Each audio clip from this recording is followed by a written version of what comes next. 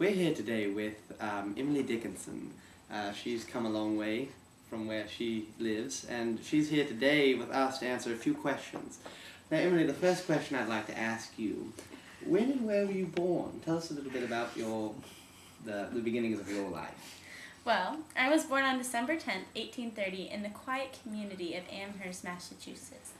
I'm the second daughter of Edward and Emily Norcross Dickinson. Oh, that's very interesting. Have you any siblings? I do.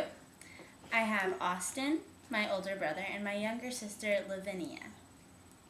Oh, that's just wonderful. Can you tell us a little something about them?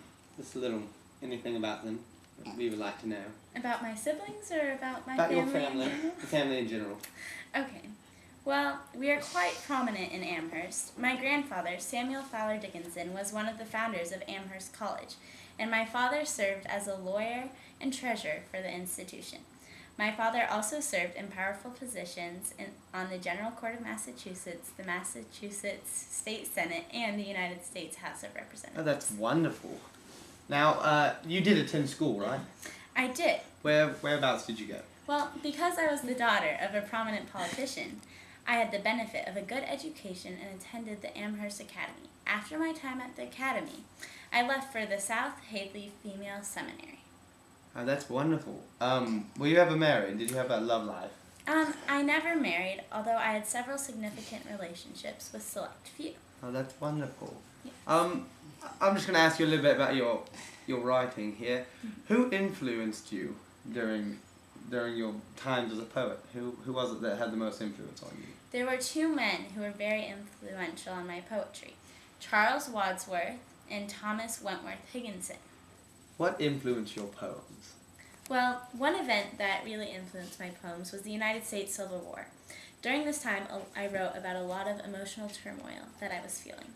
Oh, that's sad, kind of. How were your last years of your life? The later years of my life were primarily spent in mourning because of several deaths within a few years. My father died in 1874, Samuel Bowes died in 1878, J.G. Holland died in 1881, my nephew Gilbert died in 1883, and both Charles Wadsworth and my mother died in 1882. That's just terrible. Quite. How did you ever make it through that? I just wrote about my feelings. Just wrote and your it helped feelings me down. Huh? Well, when did you die?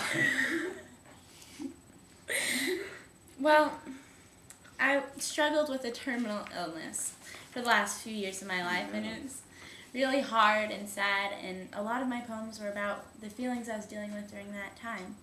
But throughout the year of 1885, I was actually confined to my bed, my family's house, where I lived my entire life, so I was quite comfortable there.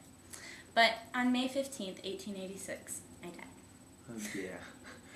Well, there you have it, ladies and gentlemen. I'm glad I could share these messages. Thank you so with much you. for coming and answering a few questions we had. Anytime. The world-renowned Emily Dickinson. If you need help with another project, just bring me back. All right, anytime. Thank you very much. Thank you.